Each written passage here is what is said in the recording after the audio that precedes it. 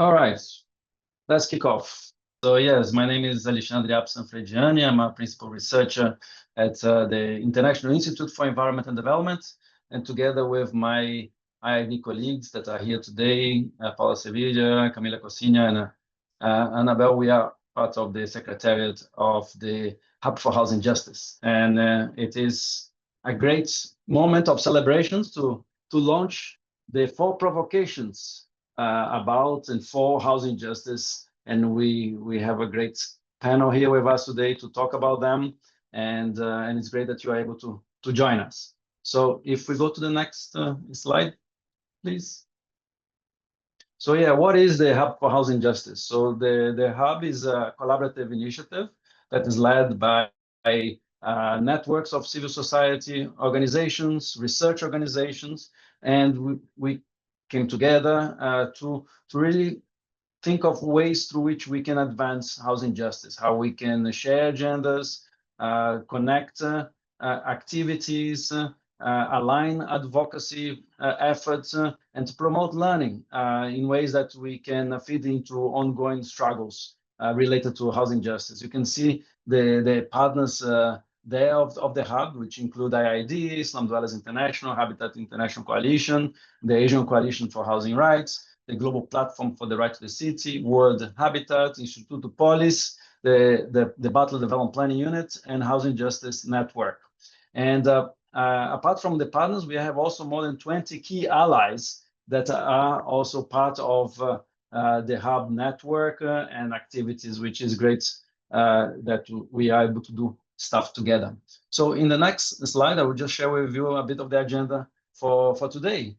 We will start by having an introduction to what is these provocations about, why we decided to do them. My colleague Camila Cosina is going to say a few words about that. And then we're going to go straight into the inputs from key participants and writers, co-designers, co-producers of those provocations that are here with us. I will introduce them one by one as we start unpacking each of them. And then we're going to have a moment for open discussion, Q&A. So keep your reflections, your questions going in the Q&A. My colleague Paula will be capturing them and sharing that back. But also we have a moment for those that are interested in making a statement or asking a question, making a comment. We can also do that in the Q&A moment of the session. And then we have the closing remarks, and hopefully we're going to be able to finish this within the hour. So just moving along very quickly, passing over to my colleague Camila Cosina to say a few words about the provocation series. Hello, everyone. Good afternoon, good evening, good morning. Well, very happy to be here. This has been a very long process, very collaborative, that I will try to summarize in just a couple of minutes. So as Alex mentioned, when we set up the Hub for Housing Justice with these 9 partner organizations, we set up a series of ways of working. And one of the most important things was to advance what we mean by housing justice. And we started by 4 propositions of themes, thematic agendas that we felt a housing justice lens will bring to the discussion of housing policy and housing practice. So the intent of this process that we are going to be sharing today was to open up this what we call working groups to really try to have a deep dive into each of those propositions, try to go beyond the definition and really try to understand what each of those 4 propositions that are about anti-discrimination, radical democracy, infrastructures for more sustainable, fair and caring cities, and about housing futures, what each of those propositions mean. And what we did was to open these working groups in a very much shared kind of space, sharing kind of leadership within the different partners and key allies and the wider network of the Hub for Housing Justice, to have a terribly open and beautifully open space in which we just gathered to discuss what each of these propositions meant. And I think that kind of open nature and the open-ended nature of these working groups really kind of open the possibility to not to stay into a reductionist understanding of each of these propositions, but really trying to connect and kind of open up agendas rather than closing them. So what emerged from these working groups are these 4 provocations, these 4 documents that try to capture these reflections. This is an output that, in a way, was kind of a way for us to kind of try to wrap up some of those very open conversations that we had in the working groups.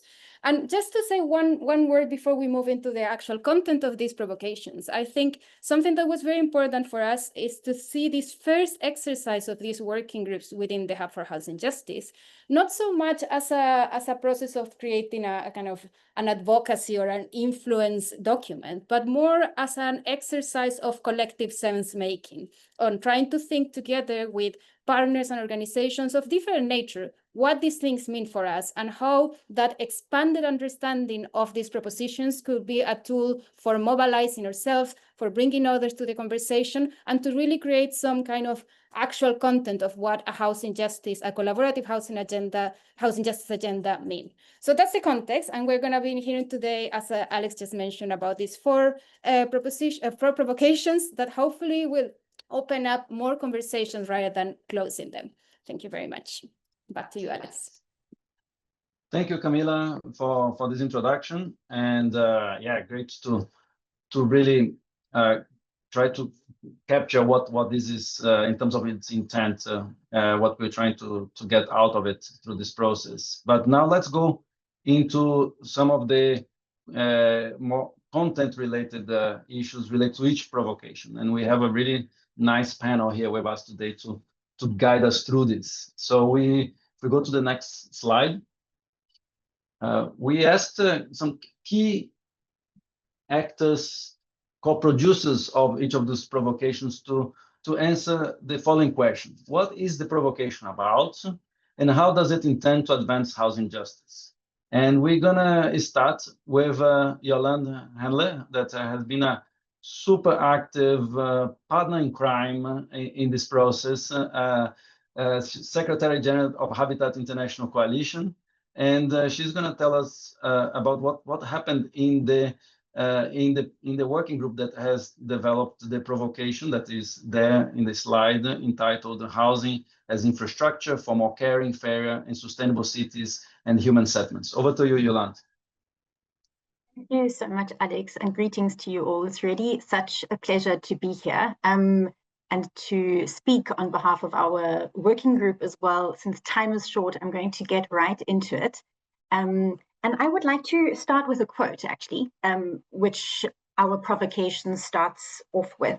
And I'll just read it to you briefly. It's from the Vancouver Action Plan, so the Vancouver Declaration from 1976. And it reads, "The ideologies of states are reflected in their human settlement policies. These being powerful instruments for change, they must not be used to dispossess people from their homes and their land, or to entrench privilege and exploitation. The human settlement policies must be in conformity with the Declaration of Human Rights."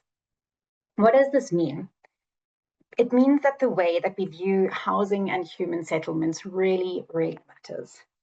This view influences the kinds of human settlements, laws, and policies that are made, and what everyday experiences of home look and feel like for us jointly. This experience of home is not automatically protective and nurturing. It is often exploitative and exclusionary, and it can cause harm to individual and collective human life and the natural environment. So what is this provocation about? This provocation, or this thought piece that we collectively wrote, is about changing how we view housing and human settlements. If you could skip to the next slide, and then we can close the slides. The main point that we're trying to make in this provocation is that adequate housing is the key infrastructure or skeleton or foundation that cities and human settlements need to function. Why do we say this? We're saying this because housing is fundamentally collective in nature, and it plays a critical role in advancing social and ecological well-being. The provocation unpacks this view in 3 parts. We can close the slide deck, then it's perhaps a bit friendlier for conversation. The provocation unpacks this view in 3 parts by asking, what do we mean by housing as infrastructure? What do we mean by the social function of housing? And then lastly, what do we mean by the ecological function of housing? And so for the remainder of my time, I just want to speak about how this provocation intends to advance housing justice and to share some key points from these subsections to hopefully whet your appetite to read some more. So the way that that we would like to advance housing justice is to make very clear that housing has everything to do with care, with spatial justice, and with climate justice. In the title, you will see that we call the provocation Housing for More Caring, Fairer, and More Sustainable Cities. We are seeing this as a continuum, really, and that these different characteristics are very much connected. We are claiming that viewing housing as a commodity or a financial asset for wealth accumulation and profit is detrimental, and I think we can see this in many ways. And instead of that, we are claiming, or reclaiming rather, the role of housing as a human right, something that all people everywhere are entitled to, simply because we jointly exist as human beings. So some key points from the sections. When we look at housing as infrastructure, we're shifting our focus from individual dwellings to a system that shapes our villages, towns, and cities. We are looking at visible elements like the built environment, and also at elements that are not so visible, like social relationships and power dynamics. When we are looking at the social function of housing, we're talking about housing and care, and really prioritizing a feminist lens and prioritizing decision-making around radical inclusivity. You will hear more about this from Rodrigo, who will be speaking after me. We highlight also the very close link between housing and spatial justice and the important role that planning and housing mechanisms plays. I realize I have only a few minutes left, so I will wrap up shortly. And then lastly, we are emphasizing the ecological function and really making a very strong point about the relationship between housing and climate justice, and arguing for looking at housing beyond decarbonization efforts, but and really exploring housing as a mechanism of adaptation, mitigation, and reparation. So in closing, we've tried to write this provocation in a way that is down to earth, that is accessible. And we really hope that you enjoy reading it and grappling with it. Thanks a lot, and back to you, Alex. Brilliant. Thank you so much, Yolande. And it's so great to start from this particular provocation, highlighting how housing structures so many aspects of our lives, and then also the places where we live. So it's really a great departure point for our provocations today. Let's go straight into our second provocation. That our friend Rodrigo Faria Giacovini is director of Instituto Pólis. He's going to tell us more about what the second provocation was all about. Rodrigo, over to you. Thank you, Alex. Thank you, everyone, for coming today. It's my pleasure to share with you what's been happening within the working group that led to this provocation. The first question that we had on mind when we started, when we were provoked to do these provocations, was why we have been talking about anti-discriminatory practices, policies, and actions regarding housing justice and the right to adequate housing. Because even when I speak with a progressive government, such as the Brazilian government, when I speak that, when I say to them that beyond directing a housing program such as Minha Casa Minha Vida, not only for the poor people, but that the program should be directed to the Black people or to transgender people, they are, why? Why do we have to do that? Because we already have a focus. But what they don't pay attention is that economic injustice is only one of the social injustice that we face today. So in order to address housing justice, we have to tackle inequalities. And if inequalities were produced by society, societies should also address inequality. So our government and our society needs to address that. So that's why. But not only why we need it, it's who needs it and who is claiming those anti-discriminatory measures. And in order to do that, we developed a series of global stories of people who are real, but we fictionized them. So we wrote some fictional stories that are based on real lives. So we have fishermen of traditional territories here in Brazil. We have Black people trying to make a living for them and trying to find housing for them in the US. We have people trying to live in the streets. We have people who were kicked out of their houses because they were transgender, and some renters don't accept them as renters, as rentals. And we have people from Mumbai, we have people from many different parts of the world in these stories, in these beautifully and painfully crafted stories. But they are real people. Only the characters that we wrote are fictional. And these people are every day trying to make their livings and trying to find their houses. And although governments are not addressing housing from an anti-discriminatory perspective, in the provocations, we showed how it could be done. For each story that we wrote, we also were bold to suggest how governments and civil society could move forward. So we presented what could be done differently. So there is guidelines on what should change in policies.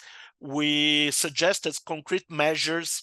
We showed some initiatives that could be taken in order to address those inequalities and to have anti-discriminatory practices and policies. So I'm not going to spoil them for you. I want to invite you to read them because I know that it's going to be very useful to your work, because the time to do that, the when we have to do that is now, because people today are still facing homelessness, are still facing forced evictions, and they face it differently from their racial social marker, from their gender, from their ethnicity, from their economic background. So we have to address those inequalities in order to truly achieve the right to adequate housing and to truly establish housing justice for all. So Alex, I hope that I gave them enough for them to consult the provocations. Back to you. Thank you. Even being part of this group, I'm already downloading again because I want to read it after being provoked to actually get back to the provocations. And thank you, Rodrigo. That was fantastic. And yeah, I think really, really important to engage with this the legacy of discrimination and how this manifests and gets reproduced through housing systems. And those stories are clear examples of that. Yeah, great work by the group. Let's keep moving to our third provocation. And we have with us Yiorgos Papamanousakis. He is the program lead of the Global Community-Led Housing program at World Habitat. And yes, Yiorgos, please share with us something that I know it's very close to your heart and to your work in World Habitat. Tell us more about this particular provocation.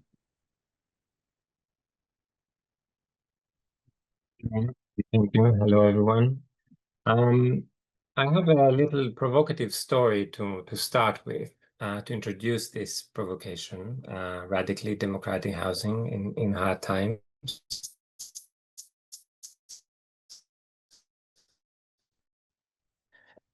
We're in a meet. One of them is a humanitarian worker visiting on a mission. The other one is a local man living in the village. At some point in the conversation, the local man goes, "I've been having this question for some time now. I'm watching a lot of American movies, and in them, I see a lot of homeless people. Is this true? Is this really happening where you're coming from, or is this just in films?" "No, I wish it was just in films," the other one says, "but it's real. There are a lot of homeless people where I come from. It's a big problem.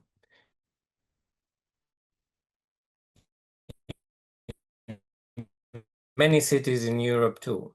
In our village, when someone needs a home, the village gets together, we give them a plot of land, and then we build a house for them all together. And then they're not homeless anymore." The story is true, and it's the experience my partner had when working in the Congo some 15 years ago.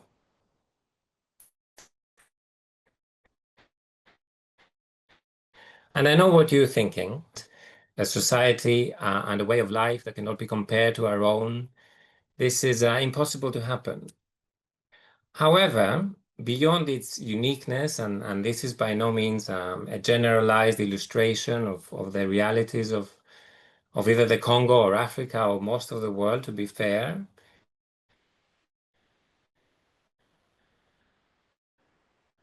What the story illustrates is the primacy of people's agency to fulfill their housing needs in and with their community.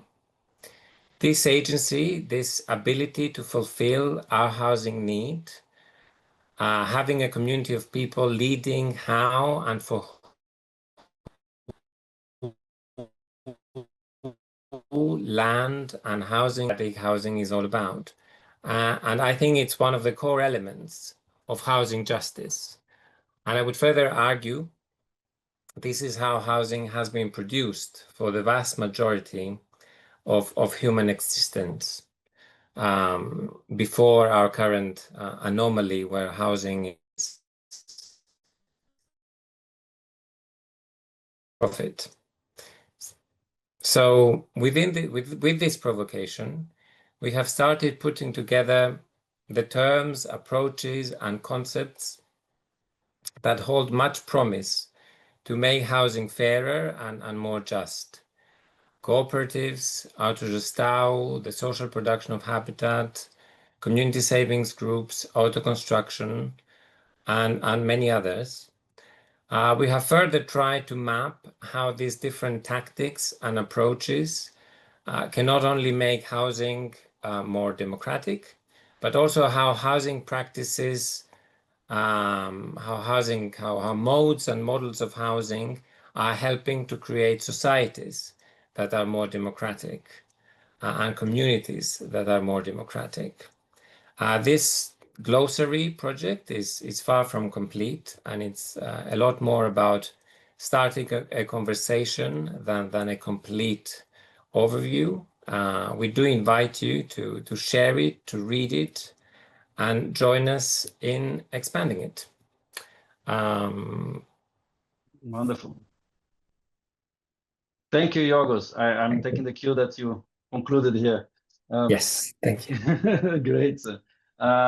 Yeah, I mean, thank you also to remind us and recenter our understanding of the housing issue, that's highlighting how the idea of housing as a commodity, housing for profit, has been an anomaly relating to history and to various different modes of housing production that are much more collective, embedded in various different value systems. So yeah, thank you for that recalibration, and also sharing of us some insights of the provocation.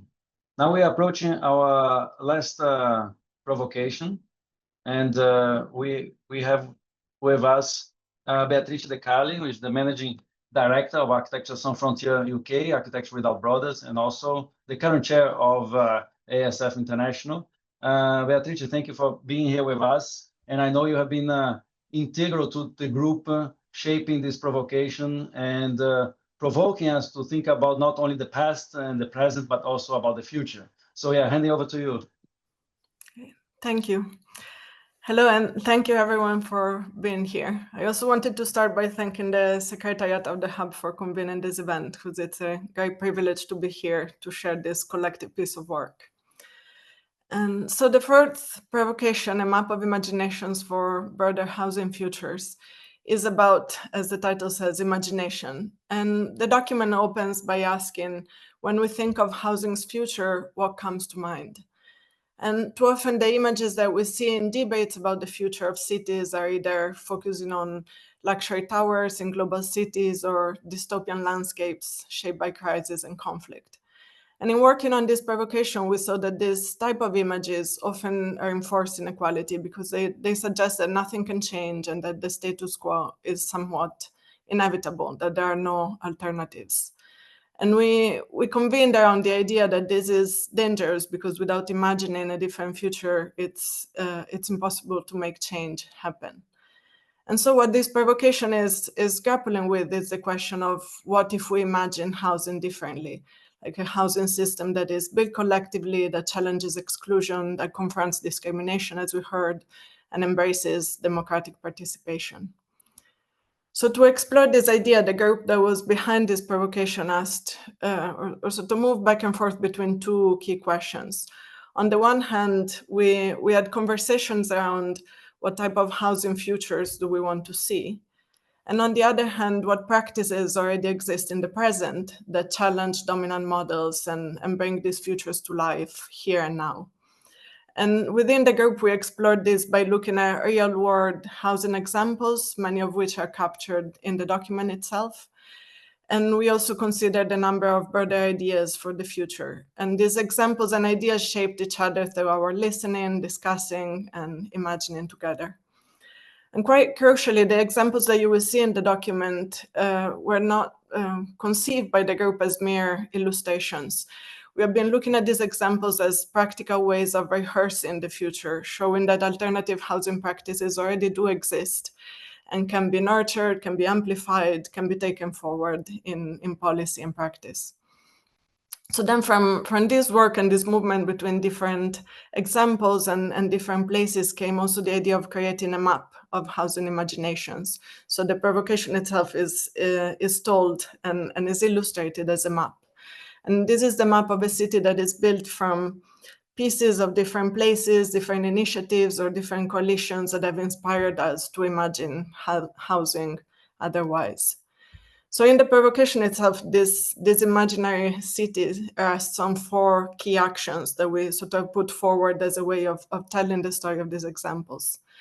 The first one is repairing and has to do with imagining a form of housing that responds to crisis and displacement, that restores building, that restores memory and sort of attachment to places and creates spaces of healing and refuge. The second action had to do with collectivizing, and we've heard just now quite a lot around it. And it's putting into focus housing that challenges the market through cooperatives, community land trust, and other types of solidarity-based initiatives that sort of prioritize social value over profit. The third action that the provocation puts into focus is around co-production and co-producing knowledge. So it's bringing examples of housing that has been resisting exclusionary sort of big data approaches to planning and use instead collaborative mapping, civic media, or co-design to put communities at the center of housing policy and planning. And then there's an action we identified that had to do with queering spatial arrangements. So imagining housing that experiments with plural modes of living, from intersectional homes to elderly co-ops, like ways of living together that so to support diverse lifestyles and rather than homogenizing them. So then how does this map of housing imaginations advance housing justice? There are a few things that I feel that the provocation is doing. First of all, it's trying to give visibility to a number of practices that are already creating fair and more inclusive housing systems. And it's showing by this that alternatives already exist in the present and could be multiplied and amplified. It does so by sort of highlighting plurality and I think offering multiple visions of the future. I think this was a really important aspect of the work we did. It was not about supporting sort of a single model of what housing or housing justice should look like, but really trying to open up and multiply how we think about housing justice as well. And then it's sort of by bringing in the map different struggles and different innovations across contexts. I think we've been trying to develop an image of solidarity and showing that these different, sometimes small-scale initiatives are part of this broader movement for housing justice. And in closing, I think what the provocation has been quite powerful for me and for ASF as well, because it's somehow it's telling us that our coming together also through this space is not only about resisting unjust systems, but also building alternatives and sort of building these imaginations together. And I'll pause here. Thanks. Brilliant. Thank you very much, Beatrice. And yeah, it's a great to have this possibility to actually think of concrete examples of today in practice that can unlock other ways of thinking of the future and thinking how housing structures our lives today as we started from, but it also can open up possibilities of living in other ways in the future in a more sustainable, more inclusive, more just way. So it has been a fantastic journey. And thank you so much all the speakers, how you've been, I know you've been preparing, connecting each other's inputs and thinking how we can build on each other. So fantastic journey. And let's open up now for questions and comments from all of you. I know that Paula has been monitoring the Q&A box. Paula, do you want to come in? Thank you, Alex. We are encouraging everyone to add their questions to the Q&A functions, or if you have any comments as well. Currently, we have 2 questions. One of them is coming from the US. A 2-part question. One of them is more around the functioning of the hub, on whether the hub is reaching out to colleagues in the US.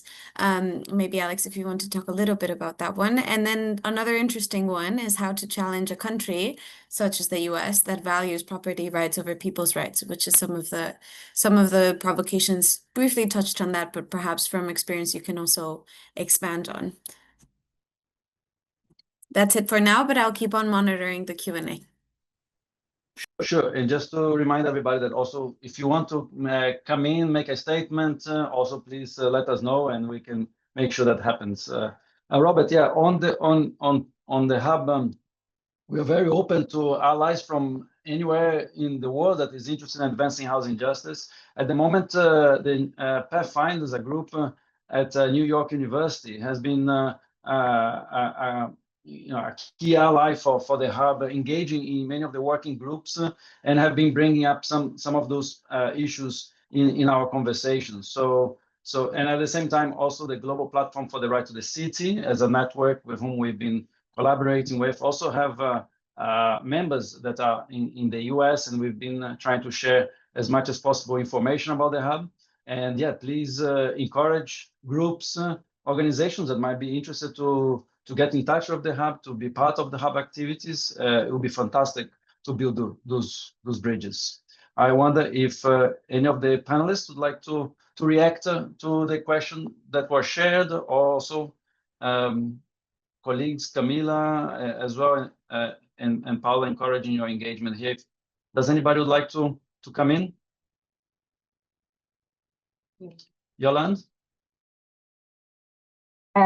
Thanks, Alex. Yes, Rob, thank you so much for the question. I think in the working group that we were in, we understand that within a smaller ecosystem, and we actually speak about this a lot in the hub, or in the kind of the just housing ecosystem that we're in, the kind of points and arguments that we're putting forward are quite well accepted. But if we're looking at the larger systems in the economy and the political world, and really what we're saying around housing as a social good, as a human right, and as a public good, and not a commodity, is quite a marginal view still. So I think just maybe two thoughts in response to what you're saying around how does one challenge a country like the US, or many of our states actually.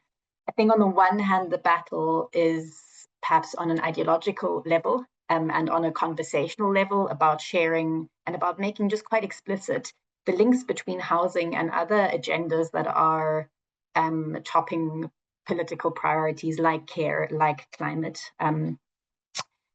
which is what our provocation is trying to explain. But then on a much more practical level, and very concretely, and many HIC members, and I think a lot of the partners also in the Hub for Housing Justice, we're finding there's a lot of questioning around the viability of engaging with states and the multilateral system. And we're finding there's an opening, engaging with progressive municipalities, and actually just bringing the changes that we seek right back down to the very local level, and looking at small incremental steps as were presented, for example, in the last provocation on housing futures, to actually change how practices are managed at the very local municipal level, and then finding allies in the municipal movement. Thanks. Wonderful, thank you, Yolande. Yeah, actually the United Citizen local government is one of the key allies of the Hub for Housing Justice, and also very keen to engage, to collaborate, to hear from some of those provocations, precisely to advance a bit of the strategy that Yolande has just mentioned. Paula, are you tracking further questions? Yes, Alex.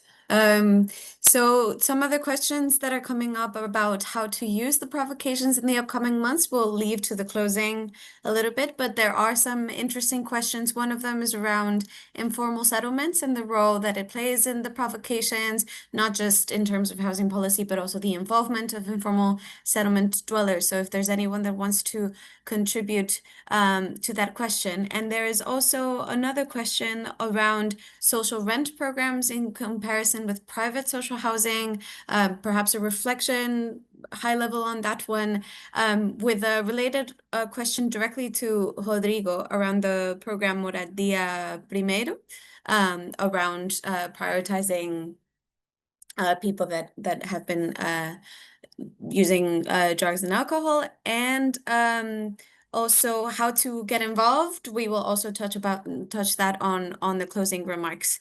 There's another question also, and we'll do another round on wealth inequality, connections between housing and taxing the rich and wealth inequality, if there's someone that wants to talk about that directly. Wow, Paula. Okay, so it's picking up now. So a range of different things. I'll pass over to Rodrigo. I think there's something in relation to our Housing First program, but yeah, happy for you to also choose other issues that's coming up from the chat. Rodrigo. Well, first, thank you, Maria, for your question and for putting out the need to also address the Housing First line of initiatives. This is something that's very important in order to achieve housing justice. Right now, there is no story related to that in the provocations, but I think we should have. And I think the provocations are still, and I'm provoking on the provocations, are still open. I think this is the first step.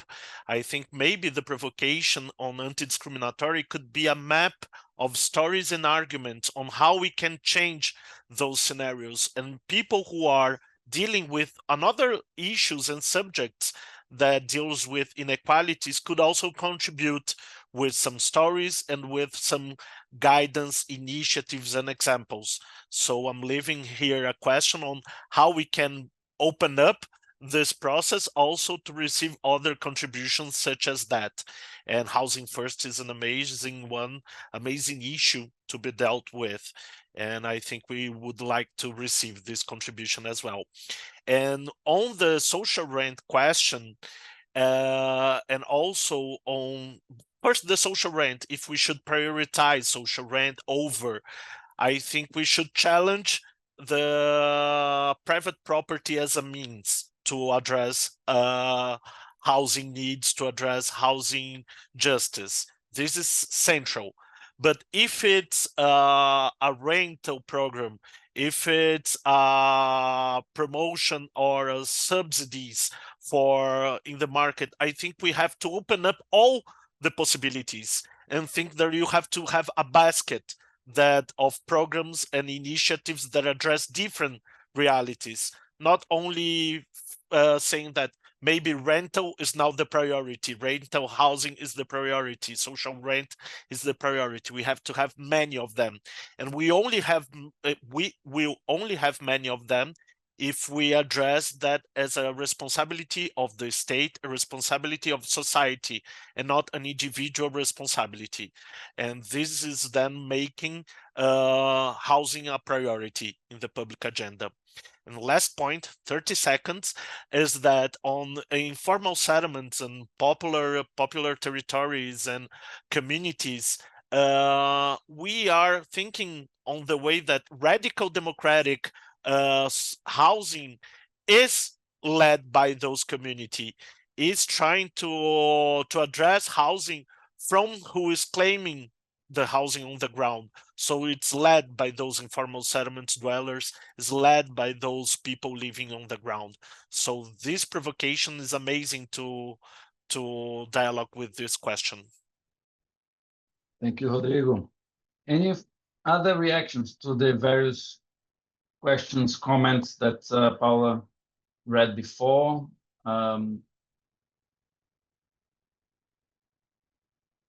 In terms of there's been some comments around dealing with wealth inequalities, with those marginalized who have not gotten access to housing. Wondering if any further remarks from the panel,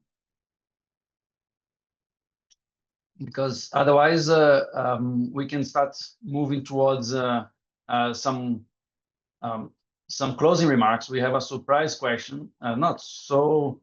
We do have two people raising their hands that would like to make an input. Is that correct, Paula? You just text me. So should we hear from them? Is that please? Could Annabelle, could you bring in who is it? We have Robin. Great. Robin, over to you. Hello. Yes, we can hear you. Hi, everyone. Hi, Alex. So my question actually is more on the lines of like how the hub is thinking around housing justice from the perspective of land tenure, perceived tenure security, right? Because I think one of the things which often gets missed out in the fight towards housing justice is creating a framework or a narrative and the push from the lens of land tenure security. And that is something which I've often seen, like in the demand for housing rights, the question of land often becomes sidelined. And especially in metro cities, I come from Mumbai and been to multiple cities, the issue of land becomes central to the housing question, right? So often like the challenge is, even if people might have access to a house in a building or in an apartment, the land might be conflicted, or the land can overnight be turned, the land use can be turned into, let's say, a commercial zone or a recreational zone, whereas there are actually people living on that piece of land.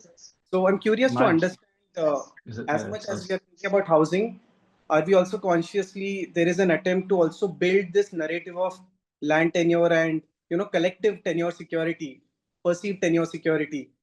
So yeah, just that. Thanks. No, brilliant. Thank you so much for this input and bringing land.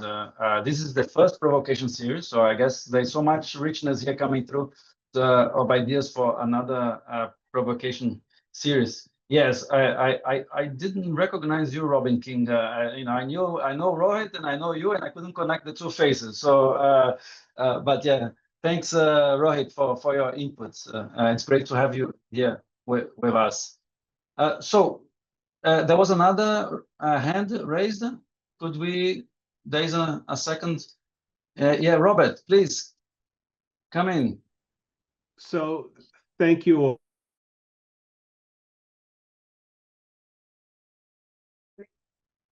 Yeah, I appreciate the opportunity to speak, and I appreciate everybody's remarks. And I think what is a struggle for me in the United States, and I think Yolande in particular is aware of this, we've been in spaces together around UN and other agencies, is the lack of participation of US social movements in these international conversations, right? So I'm a believer in internationalism, but it's not thought of in the US. So I often challenge our social movements with saying you suffer the same exceptionalist ideas as our federal government. You're acting the same way our government does. So that's the challenge I'm up to. I'm glad you mentioned NYU, which I will reach out to. I know that group very well. But I also appreciate Robin's idea. I teach at the New School, and the class I teach is about land. It's fundamental. It's in an architecture program. And we talk about changing our fundamental relationship to land in the US. That's where it starts. Because if you don't have security of tenure of the land, just as Robin laid out, everything is at risk, right? So we've seen it repeatedly. So I wanted to put that out there. I'm interested in this hub, and I will follow it, and I'll do my best to promote it. But it's a challenge that I face, and I've said this to Yolande in person. I've said it to other people. Rodrigo has heard me say it before. So many of the people on this call know how I feel when it comes to this issue. So I just appreciate what you all are doing and putting this all together. And then it's up to me to figure out, okay, how do I push this out in the US? And I'm up for the challenge. I like challenges. So thank you.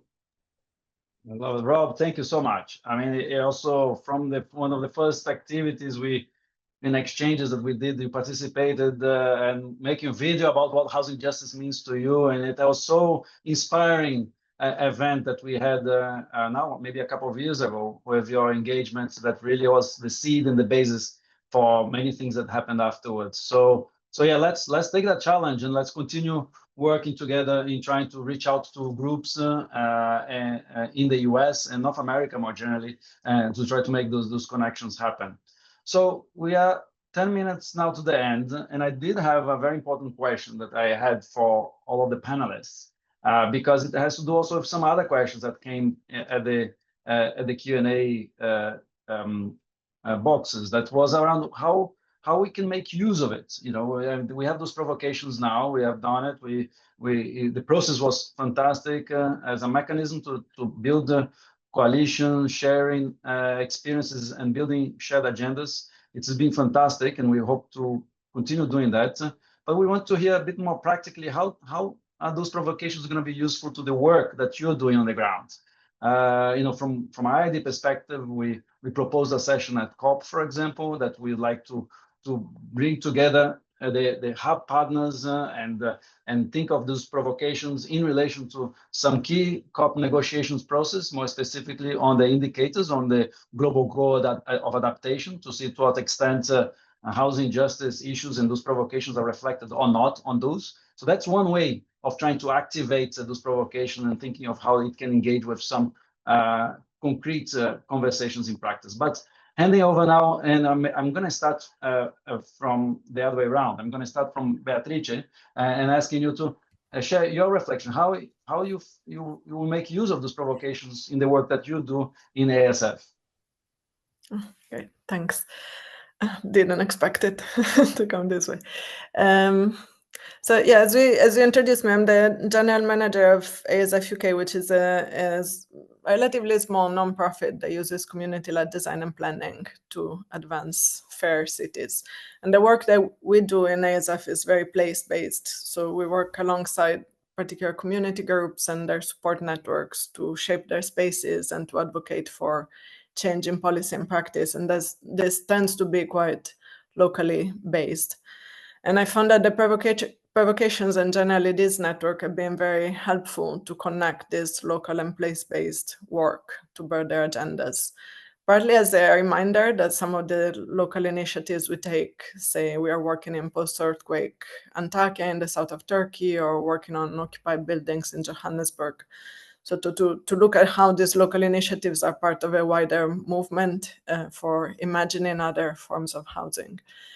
And I think there are a few aspects of them that are important for this. One is that I find the provocations are offering as a conceptual framing, like certain language and shared frameworks to articulate, for instance, the potential of community-led housing across places. And that's extremely helpful, I find. They offer, as we've been discussing a lot, a horizon for advocacy and to show how initiatives sort of connect on a bigger scale. And again, this I found particularly important in contexts where we are dealing with sort of particularly non-democratic contexts and where there is conflict and contestation with the state. And also, I think the aspect that we all came back to is this creation of a network of solidarity and sort of being able to see who else is doing work in this space and who else we can connect to. Thanks. Brilliant. Thank you. Sorry to get you off guard, but it didn't look at all off guard. So Yiorgos, now to you. How would you make use of these provocations? Yeah, thank you. Yeah, just to follow up on what has been said before, I think as World Habitat we see so much promise in various community-led housing models all across the world. So it's really great to see these practices that are often unrecognized, not recognized, not very obvious as solutions to respond to the housing need. We see the hub and the provocations as a fantastic opportunity to showcase these, to make them part of our shared and collective kind of language and way of thinking in terms of responding to the housing crisis. So I guess I see one element there as recognizing and giving presence to practices that are promising, are effective, to give them a presence through the provocations, through the work of the hub. And also the provocations themselves, this language, this narrative, this collective understanding that we are all creating and are part of. I think it's a great step towards expanding this kind of social imagination and our ability to imagine a new way to housing that is beyond our current models that are constricted and limited by the dominant systems of housing production. So yeah, imagination and recognition, I guess, is what I see. Fantastic. Thank you so much, Yiorgos. Rodrigo from Instituto Pólis, from the work that you're doing in São Paulo and beyond, how do you see this provocation being useful for you? Well, first we will translate it into Portuguese to use it in Brazil, and then we should do to Spanish, to Arabic, to French, to have those as useful tools for everyone, and also to use as well to develop some new materials, because I see we can use in different places that we are engaged. So in this way it's framed, it's very useful, for instance, to be part of my discussions in the National Council of Cities, where I engage with the Ministry of Cities, with other kind of high-level authorities in Brazil, but also with housing movements, national housing movements. I think they can use this as a tool to pressure for new federal and national policies, and for those policies to be more open to the different realities we have in Brazil, and also to address inequalities as well, as I was saying, and also to see that private property-led housing policies are not the only alternative. There are community-led initiatives that should be at the front of housing federal policies in Brazil. But at the local level, this is also our instruments on how do we challenge our own perceptions on housing. So with movements on the ground in São Paulo that are fighting against the municipal government, which is a right-wing government, we can use this to denounce, to claim other initiatives that are not evicting people, that are not giving subsidies to high-income families, and to address Black families, and to address transgender people, and to address those realities that we used in the provocation, we showed in the provocation. And we can do that by changing our perceptions on how is looking the future of housing. So I think this is very powerful for them to change also the narratives and their political efforts in the local level as well. Thank you so much. And now handing over to Yolande. I know you have some reflections on the questions, but also, touching on the question of how would these provocations be useful for the work that you and HIC members are doing. Sure. I'll respond to that one first. So HIC members have found it very useful, and as HIC as a coalition, we have found it useful to engage, especially local authorities and national authorities, by making the case for crossing housing with care and housing and climate justice. And what we have done is actually recently engaged, and together with IIED and a local HIC member in South Africa, we brought propositions on housing and care and housing and climate justice to the U20, that's the mayoral summit, engaging the G20. And again, to take a slightly different entry point to get the conversation going about housing as a public good, we found incredibly helpful. And another way that HIC members are using the provocations that we hope you will find them useful too, is to be able to, in your organizations, in a very local way, be able to engage with broader debates that are perhaps happening cross-regionally, but in a way that is accessible and really down to earth. And so, those are perhaps two practical examples. Thank you so much for the excellent questions in the chat. There were a couple that I just wanted to very briefly respond to, because I think they're so important, around taxing the rich and wealth inequality. What that I think has got to do with very strongly is financialization of housing, and really seeing housing as a space for investment and profit making. And I think an important work for us collectively to engage in there is the guidelines produced by the shift on regulating corporate investors and corporate action on housing. So I think that could be a space to explore more for the person that was interested in that. There was a question on healing damage around housing, and we are also having a conversation around reparations. Reparations after war, reparations after climate-induced displacement in the hub. So we've just not had enough time to touch on it, but the conversation is happening for sure.